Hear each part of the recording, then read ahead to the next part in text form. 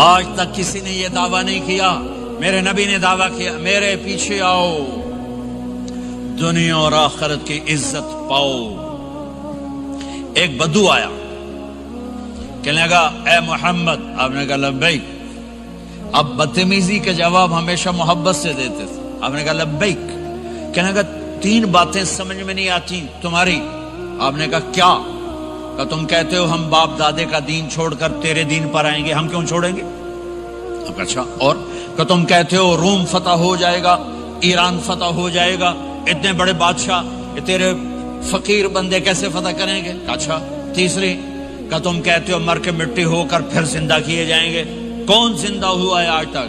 کوئی پیو دادا ساڈا اٹھی تے قبریں سارے موئے پہ کتھوں آ گئے؟ آپ مسکرائے، آپ نے کہا لعلک تطول بک الحیا، انشاءاللہ تیری زندگی لمبی ہوگی تو دیکھے گا سارا عرب میرا کلمہ پڑھے گا، ایران اور روم بھی ٹوٹ کے آئے گا، اور باقی رہے گی تیسری بات مر کے اٹھنے والی، تو اس دن تیرا ہاتھ پکڑ کے تجھے بتاؤں گا۔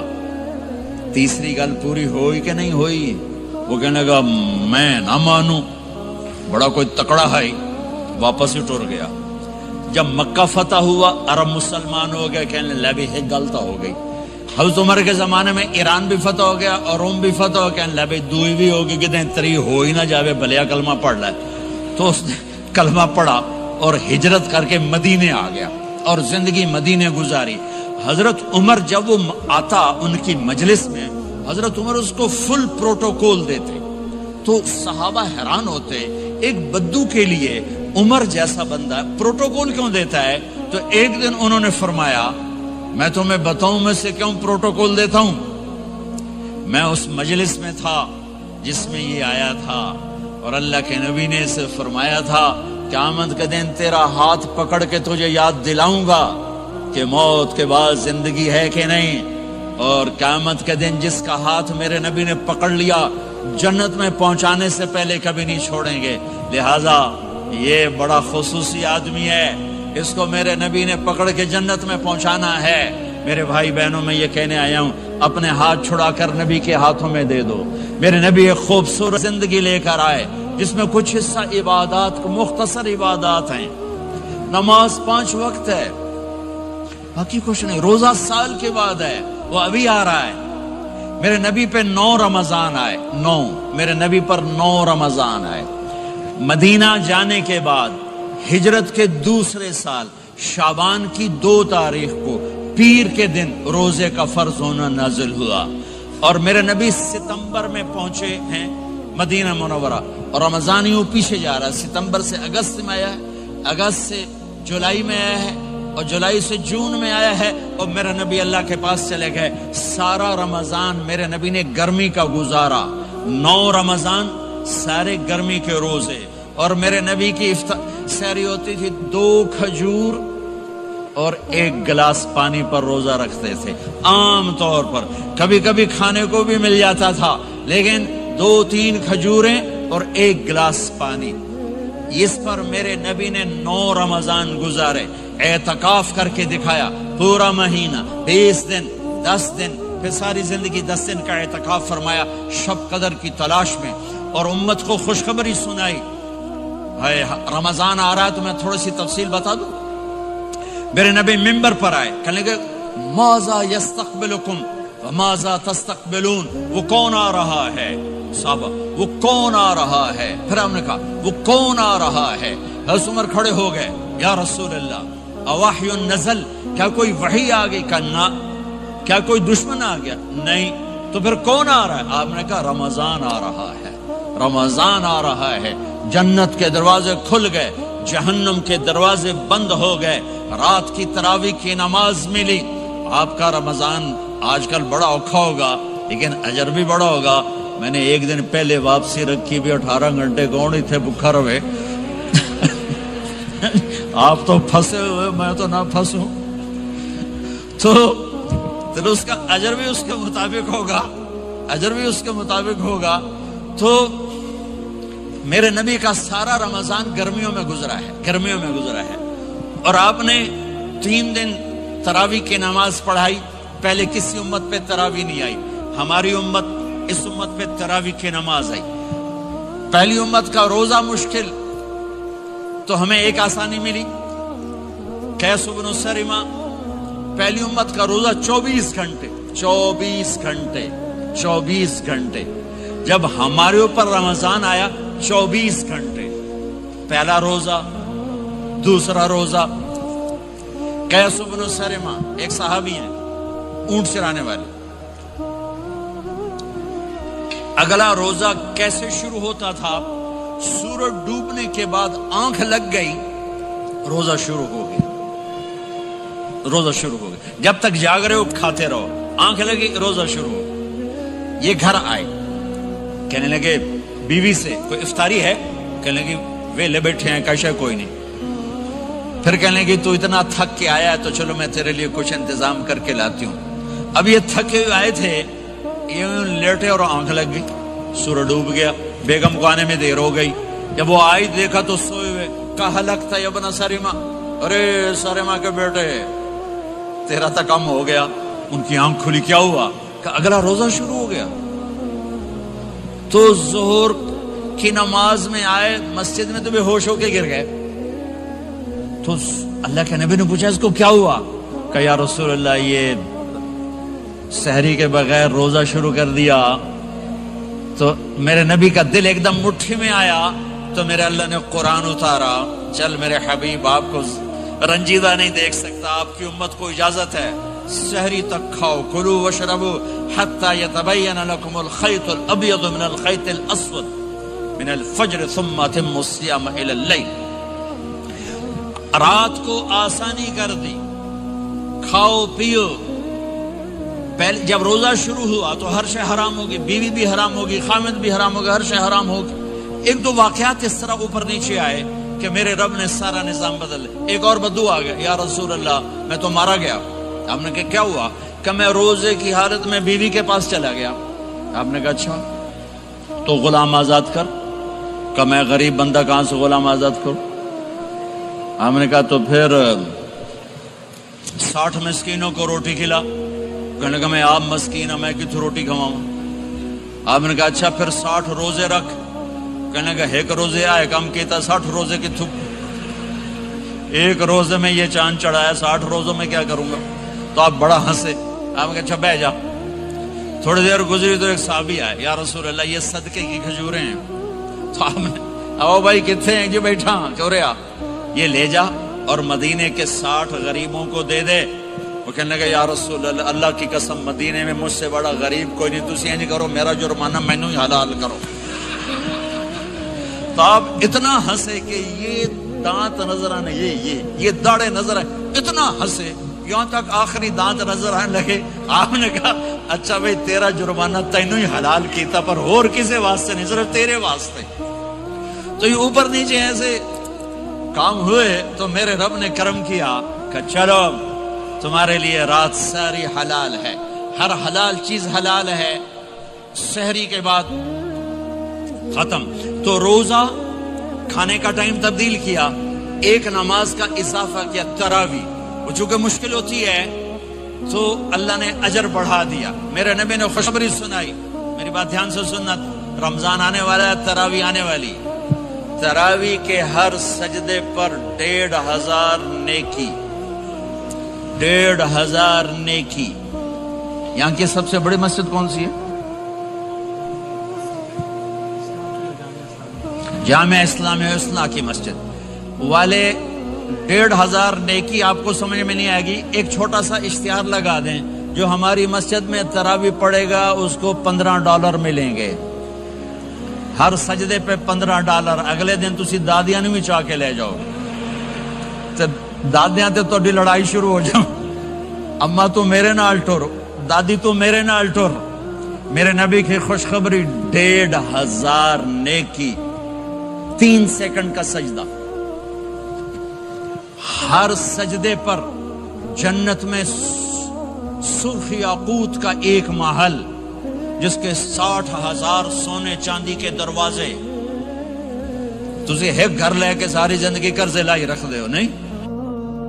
ایک سجدے پر، ایک سجدے پر، ایک سجدے پر جنت میں اتنا بڑا گھر کہ 60,000 سونے چاندی کے دروازے، ہر سجدے پر جنت میں ایک درخت سونے چاندی کا جس کا نیچے 100 سال گھوڑا دوڑ سکے، ایک روزہ، ایک روزہ۔ رمضان کا کبھی سوچا رمضان کا مطلب کیا ہے؟ رمضان کو رمضان کیوں کہتے ہیں؟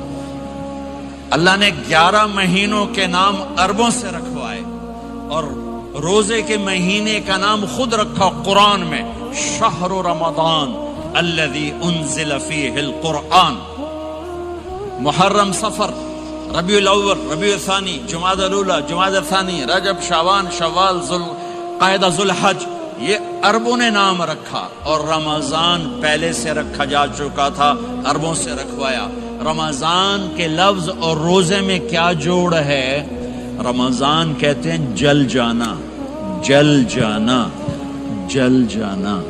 تو اس کو روزے کے ساتھ کیا مناسبت ہے کہ جب کوئی مرد عورت روزہ رکھتا ہے یا رکھتی ہے تو پچھلے 330 دن کے گناہ، آج روزہ رکھا، بھٹی تیار ہو گئی، گناہ ڈال کے جلاؤ، دوسرے دن اور گناہ جلاؤ، تیسرے دن اور گناہ، چوتھے دن اور، 30ویں دن سارے گناہوں کو اللہ تعالیٰ جلا کے، راکھ کر کے، ایمان والے مرد عورت کو پاک کر کے، صاف کر کے، آخری رات کہتا ہے جاؤ بخشے بخشائے چلے جاؤ، جاؤ بخشے بخشائے چلے جاؤ۔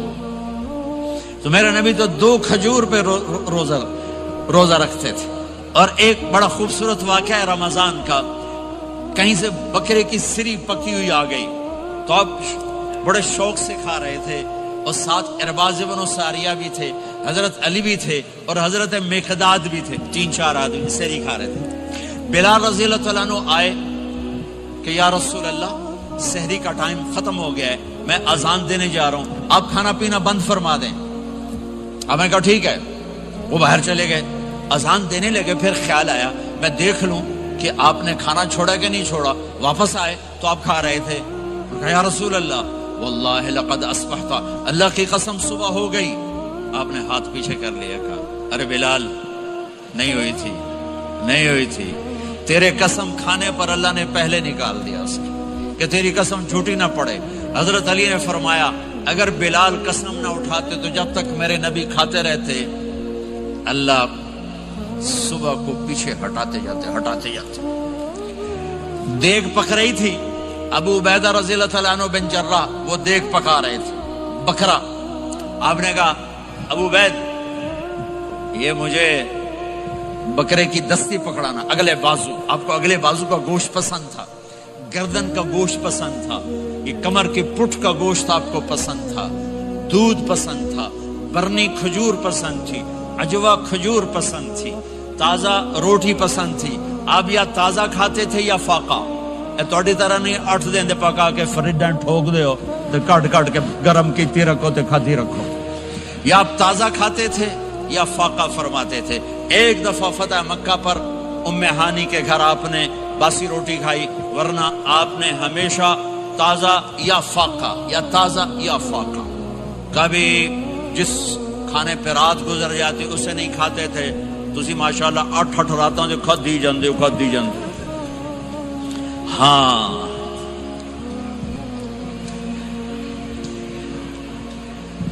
تو کہنے لگے عبید یہ دستی پکڑانا، تو انہوں نے ایسے بکرے کا بازو نکال کے پورا آپ نے یوں پکڑا، نوچ کے پھینکا، کہا دستی پکڑانا، انہوں نے یوں نکالا، ڈوئی سر آپ نے پکڑا، کھایا، کہا مجھے بکرے کا بازو دستی پکڑانا، کہا یا رسول اللہ بکرے کی 2 ہی ہوتی ہیں۔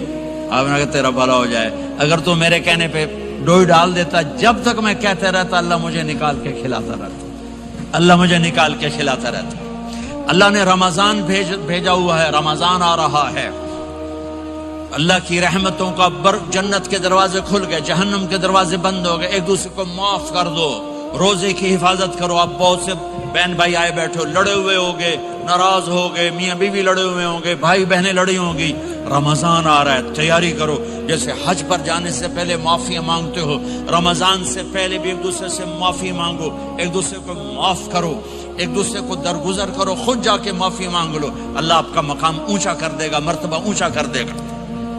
آخری رات اللہ تعالیٰ فرماتے ہیں جاؤ تمہارے رات کی قیام اور دن کے روزے کے بدلے تمہیں سب کو معاف کر دیا، مانگو۔ اور ایک رات اللہ نے شب قدر بنائی جو 1000 راتوں کے برابر کر دی۔ وہ آج آپ کی تو راتیں بڑی چھوٹی ہیں، 5 راتیں جاگ لو 3 گھنٹے دی بھی نہیں رات ہوندی، تو 5 راتیں جاگ لو 21 23 25 27 29، ان میں سے ایک رات ضرور شب قدر ہوگی۔ ایک رات کا جاگنا 80 سال کی عبادت سے بڑھیا ہو جائے گا، صرف ایک رات کا جاگنا، ایک رات کا جاگنا۔ ایک شرط ہے، دل میں بغض نہ ہو، نفرت نہ ہو، حقارت نہ ہو، کسی مسلمان کو حقیر نہ جانو بلکہ کسی انسان کو حقیر نہ جانو، تو آپ کی بندگی اللہ کی بارگاہ میں پہنچ کر آپ کے مقام کو اونچا کر دیں گی۔ تو عبادات میں ایک نماز ہے، پھر ایک روزہ ہے، پھر زکوٰۃ اور حج مالدار لوگوں کا فریضہ ہے، غریبوں کا نہیں ہے، متوسط طبقے کا نہیں ہے۔ تو عبادات کا جو نصاب ہے بڑا مختصر ہے۔ 5 نمازوں پہ کتنا وقت لگتا ہے؟ روزے سال کے بعد آتے ہیں، گنجائش ہے، بیمار ہو بعد میں رکھ لو، مریض ہو بعد میں رکھ لو، زکوٰۃ سارے سال میں کسی وقت دے دو، حج زندگی میں کب کسی وقت کر لو۔ یہ ایک چھوٹا سا نصاب ہے۔ دوسرا میرے نبی کی زندگی کا پہلو جسے میں ہائی لائٹ کرنا چاہتا ہوں، جو نمایاں ہے، جو روشن ہے، وہ میرے نبی کی زندگی ہے، وہ میرے نبی کے اخلاق ہیں، وہ میرے نبی کا درگزر ہے، میرے نبی کا پیغام محبت ہے۔ میرے نبی نے فرمایا اسلام کا سب سے مضبوط عمل کیا ہے؟ ایو اور الاسلام اوثق۔ صحابہ نے کہا الصلاۃ، نماز، آپ نے کہا نہیں۔ جہاد، آپ نے کہا نہیں۔ روزہ، آپ نے کہا نہیں۔ حج، آپ نے کہا نہیں۔ اسلام کا سب سے مضبوط عمل کیا ہے؟ صحابہ، نماز، جی نہیں۔ جہاد نہیں، روزہ نہیں، حج نہیں۔ اچھا یا رسول اللہ پھر کیا ہے؟ سنو اور سے توجہ سے، میرے نبی نے فرمایا اسلام کا سب سے مضبوط عمل آپس میں محبت کرنا ہے، اللہ کے لیے محبت کرنا ہے، اللہ کے لیے محبت کرنا ہے، اللہ کے لیے محبت کرنا ہے۔ اسلام پیغام محبت ہے، میرے نبی کی زندگی محبت کی پوری تصویر ہے، کسی سے نفرت نہیں، بغض اللہ کے لیے، محبت اللہ کے لیے، یہ اسلام کا سب سے مضبوط عمل ہے۔ میرے بھائیوں، میری بہنوں، اب دور دراز جگہ میں ہو، اب آپ یہیں کے جن کے پاس پاسپورٹ ہیں وہ یہیں کے شہری ہیں، یہ آپ کا دیس ہے، یہ آپ کا وطن ہے، اسے محبت سے بھرو۔ پاکستان کی نفرتیں یہاں نہ زندہ کرو، ہندوستان کی نفرتیں، بنگال کی نفرتیں یہاں مت زندہ کرو، آپس میں امت بن کے رہو، مذہب کے نام پہ مت لڑو۔ یورپ میں یہ آگ لگی ہوئی ہے، میں بہت عرصے کے بعد آیا ہوں، مجھے نہیں پتا کہ یہاں مذہبی نفرت ہے یا نہیں ہے، لیکن چونکہ یورپ میں بہت دفعہ جانا ہوتا ہے، ہر سال ہوتا ہے، وہاں یہ جھگڑے، نفرتیں، ہماری مسجد تمہاری مسجد، ان کے پیچھے نماز نہیں، ان کے پیچھے نماز نہیں، یہ تو مسلمان ہی نہیں، یہ تو گستاخ رسول ہیں، یہ وہابی ہیں، یہ کافر ہیں۔ دیکھو میں ہاتھ جوڑتا ہوں، امت بن کے رہو، امت بن کے رہو، مومن بن کے رہو، مسلم بن کے رہو، مومنہ بن کے رہو، مسلمہ بن کے رہو، اختلاف رائے کو برداشت کرو۔ یہاں چاند کے مسئلے میں اختلاف ہوتا ہے، روزے کے ٹائم میں اختلاف ہوتا ہے، علماء سے کہتا ہوں اس اختلاف کو مٹھاؤ، جس میں سہولت ہو سارے وہ لے لو۔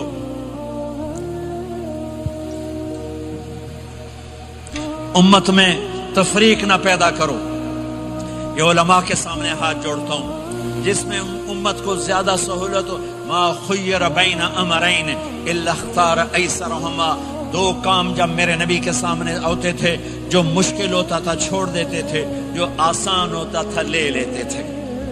تو میرے بھائی بہنوں، یہ مذہب کی نفرت پاکستان میں، بنگلہ دیش میں اور انڈیا میں آگ لگی ہوئی ہے۔ امت بن کے رہو، امت بن کے رہو۔ اگر آپ اور میرا مسائل میں اختلاف ہے تو یہ ہماری محبت کو نہ ختم کرے، ہمارے تعلق کو نہ ختم کرے، ہماری نفرتیں نہ پیدا ہوں۔ اختلاف شروع سے تھا، آج بھی ہے، آئندہ بھی رہے گا، لیکن اللہ کے واسطے اللہ کے واسطے، اللہ کے واسطے اس کو محبت میں بدلو، اس سے محبت میں بدلو، اس سے محبت میں بدلو۔ اختلاف رائے کو برداشت کرو، مذہب کے نام کی نفرت کو ہوا نہ دو، ہوا نہ دو، اس کو ٹھنڈا کرو، اس پر پانی ڈالو، اسے بھڑکاؤ نہیں، اس پر پانی ڈالو۔ میرے نبی نے عبداللہ بن ابی سے نباہ کر کے دکھا دیا، جو منافقوں کا سردار، باقی منافقوں کا تو کسی کو پتہ نہیں تھا سوائے میرے نبی کے، عبداللہ بن ابی کا منافق ہونا سب کو معلوم تھا، یہ منافق ہے، اور آپ کے پیچھے نمازیں پڑھتا رہا، آپ نے اس کے اپنے ساتھ رکھا، لیکن آپ پانی پی رہے تھے۔ عبداللہ بن ابی کے بیٹے عبداللہ پکے صحابی تھے، کہنے لگے یا رسول اللہ تھوڑا پانی تو بچا دیں۔ آپ نے کہا کیا کرو گے؟ کہا اپنے باپ کو پلاتا ہوں شاید ایمان مل جائے۔ آپ نے پکڑا دیا، گھر آیا، کہا ابا یہ پانی پی لے۔ کہنے لگے یہ کیا ہے؟ کہا یہ میرے نبی کا بچا ہوا پانی ہے، پی لے شاید تجھے ایمان مل جائے۔ سنو، کہنے لگا وہاں سے کسی کا پیشاب لیا وہ پی لوں گا، یہ نہیں پیتا، کسی کا پیشاب لیا وہ پی لوں گا، یہ نہیں پیتا۔ وہ واپس جا کر کہنے لگے یا رسول اللہ اجازت ہے میں اس کا سر اڑا دوں؟ آپ نے کہا نہیں، تیرا باپ ہے، یہ کام نہیں کرنا، میں نہیں چاہتا کہ لوگ کہیں محمد اپنے ساتھیوں کو قتل کرتا ہے۔ اور جب وہ مرا کم وقت ان کے بیٹے آئے، یا رسول اللہ میرے باپ کو جنازہ پڑھائیں گے؟ آپ نے کہا پڑھاؤں گا۔ کفن دیں گے؟ کہا دوں گا۔ کہ اپنا کرتا دے دے۔ آپ نے کرتا اتار کے دیا، جا اس کو کفن دے دو کہ شاید کم وقت بخشا جائے۔ اور اب اتنی نفرت ہے کہ ایک دوسرے کا جنازہ بھی نہیں پڑھتے، سلام بھی نہیں کرتے، مسجدوں میں لڑائیاں ہو رہی ہیں۔ آپ نے کرتا دیا، اس کو پہنایا، آپ جنازے کے لیے کھڑے ہوئے، حضرت عمر آگے آ گیا، یا رسول اللہ آپ کو پتہ یہ کون ہے؟ کہ عمر مجھے بتاتے ہو یہ کون ہے؟ مجھے نہیں پتا کون ہے۔ کو اس کا آپ جنازہ کیوں پڑھ رہے ہیں؟ کہ اللہ نے کہا ہے پڑھ یا نہ پڑھ میں معاف نہیں کروں گا، تو میں پڑھتا ہوں شاید اللہ معاف کر دے۔ یہ میرے نبی کے اخلاق ہیں، یہ میرے نبی کے اخلاق ہیں، یہ میرے نبی کی خوبصورت زندگی ہے۔ آپ نے جنازہ پڑھا دیا، پھر اس کے دفن میں شریک ہوئے، آپ پیچھے پہنچے تو وہ قبر میں اتار دیا تھا کہ باہر نکالو۔ قبر سے باہر نکال کے اپنے لعاب تھوک کو منہ سے نکال کر اس کے منہ میں ڈالا کہ شاید اس کی بخشش ہو جائے۔ اس کو دیکھ کر 100 منافقوں نے کلمہ پڑھا کہ اتنا بڑا خلق صرف نبی کا ہی ہو سکتا ہے۔ تو میرے بھائی بہنوں، بہت بڑا مجمع آیا ہوا ہے۔ میرے نبی کی زندگی کا دوسرا پہلو، میرے نبی کی زندگی، معاشرت، پاکیزہ اخلاق، محبت بھرا پیغام، ماں باپ کے لیے، بیوی کے لیے، بیوی کا خامد کے لیے، بہن بھائیوں کا ایک دوسرے کے لیے، یہ ایک خوبصورت زندگی ہے جو آج ہم بھول چکے ہیں، مٹ چکی ہے، مٹا چکے ہیں۔ میرے نبی کے خوبصورت اخلاق، میرے نبی کا درگزر کرنا، میرے نبی کا معاف کرنا۔ 21 برس قتل کے منصوبے بنانے والوں کو آپ نے کہا مکے والے جاؤ معاف کیا، جاؤ معاف کیا، ایک جملے پر جاؤ معاف کیا۔ یہ میرے نبی کا پیغام ہے، میرے نبی کے اخلاق سچائی، میرے نبی کے اخلاق دیانتداری، میرے نبی کے اخلاق صدق و امانت۔ سب سے زیادہ ہائی لائٹ جو مکی زندگی میں آپ کی صفت ہوئی، صادق امین، سچا امانت دار، سچے امانت دار۔ میرے نبی سے پوچھا گیا یا رسول اللہ مسلمان بزدل ہو سکتا ہے؟ کہاں؟ کنجوس بخیل ہو سکتا ہے؟ کہاں؟ یا رسول اللہ مسلمان جھوٹ بول سکتا ہے؟ کہ نہیں، جھوٹ نہیں بول سکتا۔ میرے نبی نے فرمایا یتبع المومن علی الخصال کلھا، ہر مسلمان مرد عورت بڑے سے بڑا گناہ کر سکتا ہے، لیکن اگر میرا امتی ہوگا دو نہیں کرے گا، دو نہیں کرے گا، دو نہیں کرے گا۔ ایک جھوٹ کبھی نہیں بولے گا، ایک دھوکہ کبھی نہیں دے گا۔ ایک جھوٹ نہیں بولے گا، ایک دھوکہ نہیں دے گا، ایک جھوٹ نہیں بولے گا، ایک دھوکہ نہیں دے گا۔ اور جب اللہ تعالیٰ جنت میں سب سے پہلے اپنا دیدار کرائے گا، سب کو جنت میں، بھائیو یہ تو کوئی زندگی کوئی نہیں ہے۔ جب مال جمع ہوتا ہے تو موت آ چکی ہوتی ہے۔ اب لوگ یہاں ہجرت کر کے آئے، بنتے بنتے کچھ بنے، تو موت دستک دینے لگی، گھٹنے درد کرنے لگے، آنکھوں پہ چشمے چڑھ گئے، سوٹیاں ہاتھ میں آ گئیں۔ جب مال سے نفع اٹھانے کا وقت آیا تو موت سر پہ آ گئی۔ یہاں کے ہر انسان اس مشکل میں گرفتار ہے، جب اپنی دنیا سے کمانے کا، حاصل کرنے کا وقت آتا ہے تو موت دستک دے رہی ہوتی ہے، اور موت تھوڑا پیچھے ہٹ جائے تو بڑھاپا تنگ کرنے آ جاتا ہے، بیماریاں تنگ کرنے آ جاتی ہیں، پریشانیاں سر پہ آ جاتی ہیں۔ موت کے بعد اگر اللہ راضی ہو گیا تو جنت کی زندگی شروع ہونے والی ہے، جنت کی زندگی شروع ہونے والی ہے، جس میں اللہ تعالیٰ سب سے پہلا جو ویلکم کرے گا جنت والوں کو، وہ یہ نہیں کہے گا میرے ایمان والے آ گئے، تہجد والے آ گئے، نمازی آ گئے۔ پوری تفصیل سنو۔ اللہ تعالیٰ جب جنت میں بٹھا دے گا جنتی مرد، جنتی عورت۔ ہمارے ابا اور اماں کا قد کتنا تھا کچھ پتہ ہے؟ 130 فٹ۔ کتنا بھائی؟ 130 فٹ۔ یہ تو آپ نے سنا ہے کہ یوسف علیہ السلام سب سے خوبصورت تھے، سنا ہے نا؟ یہ بہت کم مرد عورتوں کو پتا ہوگا کہ عورتوں میں سب سے خوبصورت کون تھا؟ وہ حضرت حوا، حضرت حوا، حضرت حوا۔ 130 فٹ کی اماں تھی، 130 فٹ کے ابا تھے۔ پھر ٹائم کے ساتھ گزرتے گزرتے ہم چھوٹے ہوتے ہوتے ہوتے ہوتے ہوتے ہوتے یہاں تک آ گئے، آگے چل کے اور نیچے ہو جائیں گے۔ جنت میں یہ قد واپس اللہ دے دے گا۔ جو ہمارے ملک کا کلچر جنہیں یاد ہے، انہیں یاد ہوگا ایک قوم ہوتی ہے مراسی، پتہ ہے نا؟ مراسی سنا، بڑی نازک قوم ہوتی، صرف زبان کی روٹی کھاتے ہیں، کم کو نہیں کرتے۔ تو زمیندار نے مراسی کے ذمہ لگا یہ میرا گھوڑا ہے، اس کی مالش کر۔ وہ گھوڑے کی مالش مشکل کام ہے، وہ شروع ہو گیا۔ جب زمیندار گھر گیا وہ سو گیا، وہ سویا تو چور گھوڑا کھول کے لے گئے۔ جب صبح اس کی آنکھ کھلی تو گھوڑا غائب تھا، تو اس نے کہا ابھی مارے گئے، آج میری خیر نہیں۔ وہ گھر گیا، خرگوش لا کے باندھ کے مالش شروع کر دی۔ جب تھوڑی دیر بعد زمیندار باہر نکلا، اس نے کہا میرا گھوڑا کی دیکھے جی آئے کھلوتا ہے۔ اس نے کہا تیرا ستیہ ناس ہوئے، گھوڑا ہے تو خرگوش ہے، صحیح گھوڑا ہے، ساری رات مالش کی تھی تو گھس گھس گھس گھس گھس گھس گھس اے آ کھلوتا۔ ہمارے اماں ابا تھے 130 فٹ، میسج آف ٹائم، گستے گستے گستے یہ ہمارے قد آ گئے۔ جنت میں پھر اللہ واپس کرے گا 130 فٹ۔ ایک عرب نوجوان کہنے لگا اتنے قد کی کیا ضرورت ہے، ہمیں اتنا ہی کافی ہے۔ میں نے کہا تو یہ پتا ہے جنت کی کھجور کتنی لمبی ہے؟ کھجور درخت نہیں، پھل دانا نہیں۔ میں نے کہا جنت کی کھجور 25 فٹ لمبی ہے، دانا 25 فٹ کا ایک دانا ہے۔ وَتَمْرَتُهَا 12 ذِرَاعًا، تو ہے 5 فٹ، تو کھجور کے نیچے سے گزرا، اوپر سے ایک دانا تیرے سر کے اوپر گرا، تو تا وچے مر جاؤنا۔ پھر مسرات سے معذرت کے ساتھ جنت کی حور کا قد ہے 130 فٹ، اور تو گیا 5 فٹ، وہ تو تجھے جیب میں ہی ڈال لے گی۔ پھر پوچھے میرا ہسبینڈ کدھر گیا ہے؟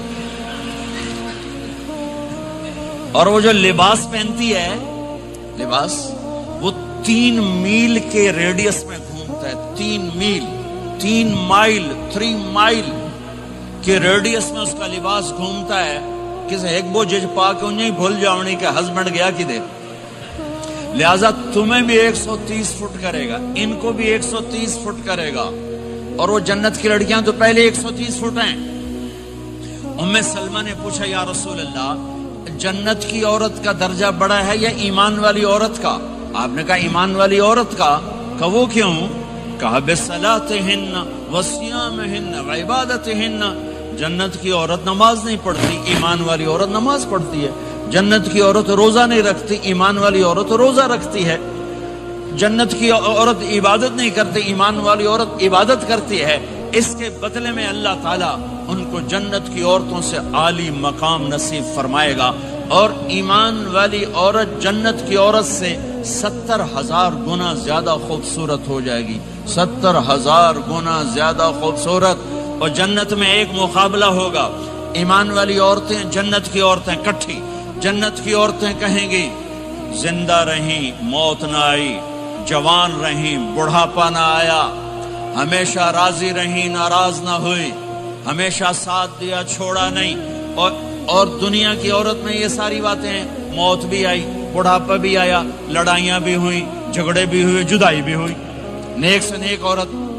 89 का हज था तो हम बॉर्डर पे बैठे थे मिना के, मुज़दलिफा के साथ, भाई फजर की नमाज पढ़ेंगे और निकल जाएंगे। तो एक बुढ़ा बुढ़ी नेक ही थे जो हज के लिए चलते चलते आके हमारे पास बैठ गए थे। हमारे इलाके के, हमारी जुबान थी, यहाँ ना बैठो, पीछे बैठो।